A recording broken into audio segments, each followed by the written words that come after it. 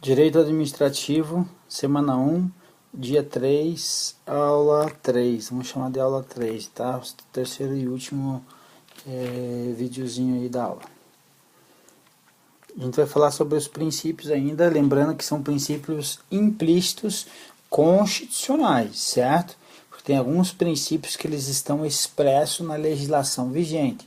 Alguns na Lei 9784, que é a Lei do Processo Administrativo, e alguns, inclusive, na Lei 8666, que é a Lei de Licitações e Contratos. Tá? Então, esses aqui são princípios implícitos na Constituição Federal. Os explícitos são o quem? O famoso LIMP, que nós já vimos aí. Então, o princípio da autotutela. A administração pode controlar seus próprios atos. Então, quando ela aprecia os seus atos quanto ao mérito ou quanto ao mérito ou quanto à legalidade. O que significa isso? Vamos lá. O princípio da autotutela significa que a administração ela pode rever os seus atos, certo? Emitir um ato, ela pode rever. Quanto a mérito, ou seja, ela vê que aquele ato já é inoportuno, ou seja, eu posso revogá-lo porque não tem mais aplicabilidade, ou não tem mais interesse daquele ato, ou aquele ato é um ilegal, certo? Se ele for ilegal, ele deve ser o quê? Anulado. Então lembrar que autotutela, a administração controla, revê seus atos. Atos eivados de vícios de legalidade, eles são anulados. E os outros que são por conveniência e oportunidade não são ilegais, mas podem ser revogados. Ok? Então vamos lá. Então, quanto ao mérito, então, falou em mérito, falou em conveniência, oportunidade, está falando na revogação, certo? Falou em vício de legalidade, não pode ser revogação, certo? Isso é questão sempre carimbada em prova. Falou em mérito, não estou falando de anulação, e sim revogação. Outro ponto importante que deve ser lembrado. Falou em mérito, falou em revogação, não pode o Poder Judiciário revogar atos do Poder Executivo, atos da administração pública. Perfeito? Então, essa é uma primeira observação muito importante que cai muito em prova. A segunda informação importante: Poder Judiciário pode revogar atos administrativos? Resposta sim ou não? Resposta é sim. Você não acabou de falar que não pode? Não pode quando estou falando e especificando na questão que são atos da administração pública. Atos da administração pública entende-se como quem? Quem é o papel da função administrativa, da função princípio de administrar poder executivo. Quando eu falo administração pública, em regra eu estou falando do poder executivo. Agora, o Poder Judiciário pode revogar atos administrativos? Pode. Quais os atos? Os próprios atos administrativos, quando ele está fazendo o quê? Exercendo a função atípica que é administrar. Então, ele está revogando os seus próprios atos. Então, pode, quando estiver revogando os seus próprios atos. Perceba a diferença. Então, toma cuidado, que o Poder Judiciário pode revogar apenas os seus atos administrativos. Da administração pública, não. Quem pode? Somente a administração pública. Guarde essas informações que serão muito úteis para a tua prova. Não erre isso. Então, na revogação, o ato é legítimo, mas ele é inconveniente, certo? Então, ele não é mais oportuno, ou seja, ele é inoportuno. Então, eu examino a conveniência e a oportunidade de um ato administrativo, certo? Então, ato administrativo, quanto ao mérito, eu posso revogá-lo quando ele for inoportuno ou for inconveniente, ok? Vamos supor um exemplo. Você tem uma portaria, um ato administrativo, que regula a utilização do ônibus que busca os servidores das suas residências ao trabalho, certo? Lá você regula isso e por um dado momento depois você vende, alienia esse ônibus, se desfaz desse ônibus, reduz custos, e agora eu tenho que hoje uma portaria que faz uma regulação de uma coisa que já não existe mais. Então esse ato é ilegal? Não, mas ele é o que? Inoportuno. Então eu posso fazer o que? A revogação desse ato, beleza? Quanto à anulação agora, atos que são ilegais. Então, ato ilegal eu anulo, eu não revogo. Se a tua banca estiver colocando na tua questão, a tua banca é ótimo, né? O CESP estiver colocando, ou qualquer outra banca estiver colocando que por vício de legalidade, ou seja, o ato é ilegal, eu revogo. A resposta está errada. Quando estiver ilegal, eu devo anular. Anulação pode ocorrer por provocação ou por ofício, provocação do administrado ou por ofício da própria administração. Agora, pergunta, anulação pode ocorrer anulação pelo Poder Judiciário de atos do Poder Executivo? Resposta sim, sim, pode, perfeito? Perfeito, porque pelo princípio da inafastabilidade do judiciário, certo? Então, o judiciário anula atos ilegais, sim, atos que são contrário à lei, certo?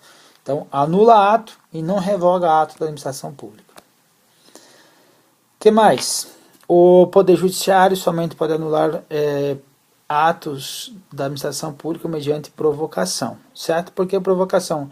Porque o Poder Judiciário ele age mediante provocação, por isso. Então ele não pode, de ofício, anular ato do Poder Judiciário, do Poder Executivo. A súmula 473 do STF vem falando muito a respeito disso e ela é muito cobrada em prova. Eu vou colocar aqui ela para nós verificarmos. Eu puxei lá do STF aí para a gente estar estudando ela. Então a administração pode anular seus próprios atos quando eivados de vícios que os tornem ilegais, porque deles não se originam direitos, ou revogá-los por motivo de conveniência ou oportunidade, respeitados os direitos adquiridos e ressalvada em todos os casos a apreciação judicial. Então, a administração, um ponto importante, aqui ele fala assim que pode anular a administração, pode anular seus atos, pode, não anulou, ato ilegal, quem anula? Poder Judiciário, ok? Então, por isso que é essa faculdade da administração pública em anular o seu próprio ato, ok? Às vezes, então, pode ocorrer o quê? Que a administração, mediante provocação do administrado, o administrado informe, comprove ou tente comprovar que um ato é ilegal e a administração não anula, aí pode anular e não anulou, foi para quem? Apreciação judicial. Então é nesse sentido aí.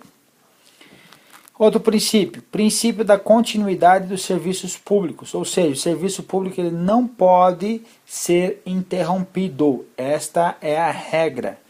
Que são serviços públicos, sentido amplo, sentido mais aberto, mais abrangente, envolve inclusive a atividade da própria administração pública. No sentido mais estrito, mais literal da palavra da serviço público, são o que? Os serviços prestados para a população, ok? Importante, o serviço pode ser prestado pela população, pela administração pública ou pelo administrador, ou por particular. Quando que ele é aplicado, feito por particular a prestação prestação desse serviço público? Quando ele presta serviço público sob regime de delegação. Então, um particular pode prestar serviço público mediante regime de delegação e ele deve observar o princípio da continuidade dos serviços públicos. Exemplo, quando ele for concedido por concessão, quando for permissionário, ou seja, por permissão, ou quando ele tiver uma autorização para prestar o serviço público. Então ele não pode interromper, resposta não pode interromper. Olha só, não pode interromper os serviços, mesmo que o poder concedente descumpra termos do contrato com ele. Então, mesmo assim, ele não pode interromper. Não confunda, certo? Alguns que já estudaram aí, não confundam com a possibilidade da interrupção da prestação de serviços à administração quando contratados via licitação, nos casos dos contratos administrativos em que o particular ou o contratado não recebeu pelo serviço prestado por mais de 90 dias, ele pode sim estar interrompendo o serviço. Não é aquilo lá trata-se do que? De um contrato administrativo. Aqui é contrato de concessão, contrato de permissão ou uma autorização para a prestação do serviço público. Então, falou em prestação por meio de concessão, permissão, autorização, há de se observar o que? O princípio da continuidade dos serviços públicos. Princípio da segurança jurídica. O que é segurança jurídica? Segurança jurídica diz que se você tem um julgado, certo? Esse julgado já ocorreu, eu não posso lá na frente ter uma retroação, uma retroatividade, de forma retroativa, uma nova interpretação, com efeitos principalmente retroativos. Então, se já teve um julgado, aquele julgado ele não vai ter agora uma nova interpretação. Isto, obviamente, sempre é o que? É a regra, pessoal, certo? Então, nos dois casos, como nós estávamos vendo no princípio ali da continuidade dos serviços públicos, tem exceção. Lembre-se, tem, sim, sempre vai ter exceção, porque nada no direito é absoluto. Então, não esqueçam, pelo amor de Deus, disto, ok? Lá na Lei 9784, no artigo 54, ele fala que o direito da administração pública de anular os seus atos, olha só, atos que lhes decorram efeitos favoráveis aos destinatários, decai em 5 anos, contado da data em que foram praticados, salvo comprovadamente aí o que? A má fé. O que ele está me dizendo aqui? Eu tenho que tomar cuidado, porque ele está dizendo assim, olha só, atos que eles podem ser anulados. Então, um ato, quando ele é anulado, lembra? Ato anulado é quando tiver eivado de vícios de legalidade, ou seja, um ato ilegal, um ato ilegal, vício de legalidade. Tem vício na legalidade, então ele é um ato ilegal, certo? Então, um ato ilegal, ele pode ser anulado em quanto tempo? Em 5 anos.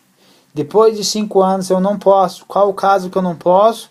Quando os atos decorrem efeitos favoráveis a destinatários, certo? De conceder um benefício e depois eles verificam que você não tinha jus, não faria jus, não tinha direito desse benefício, mas foi observado isso depois de 6 anos. Então agora decaiu o direito de anular esse ato, porque não teve má fé, então você continua com esse benefício. Essa é a regra. Princípio da segurança jurídica, ainda nós temos lá o tal do princípio, dentro do princípio da segurança jurídica, nós temos lá uma chamada a teoria da aparência. O que é essa teoria da aparência? Então, quando os atos são considerados válidos, embora ilegais, atinjam terceiros de boa fé. Certo? Como que significa isso?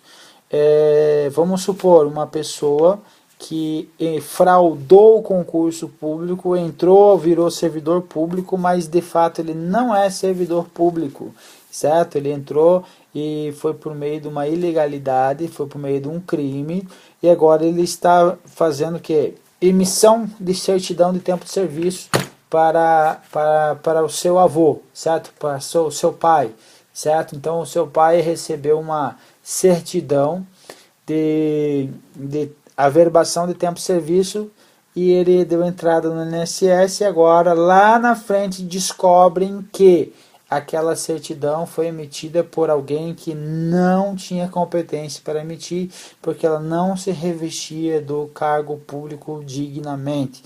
ou seja, ele não poderia ter emitido aquela certidão porque ele não era servidor público. Então, o que aconteceu? Um ato, embora ilegal, agora ele atingiu uma terceira pessoa de boa fé. Você vai ser prejudicado por isso? Resposta: não. Então, por isso que a teoria da aparência. Então, ela aparenta ser legal, foi feita uma pessoa que aparentava ser um servidor público, mas de fato não era, mas atingia um terceiro de boa fé. Então, essa aí é a situação. Princípio da precaução. O que significa isso? Muito difícil cair em prova. Alguns princípios que eu estou colocando neste material agora não estão dentro do livro que nós estamos adotando. Então eu fui buscar em outros livros para complementar, certo? Porque o CESP, hora ou outra, acaba cobrando esses outros princípios. Então, para você não ficar despreparado aí, não for surpreendido dessa forma aí, nós estamos trazendo aí essas teorias aí, ok? Pessoal, eu estava dando uma olhada, abrindo um parênteses rapidinho, tá?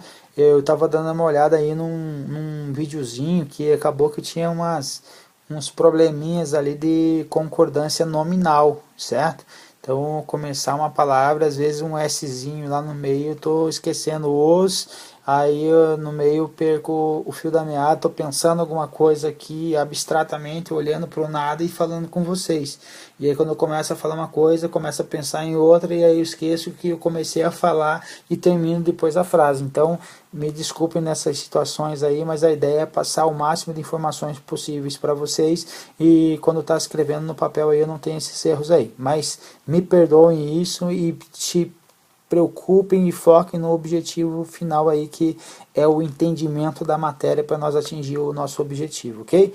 Então, o meu problema aí é regional. Então, a minha, como que eu posso falar?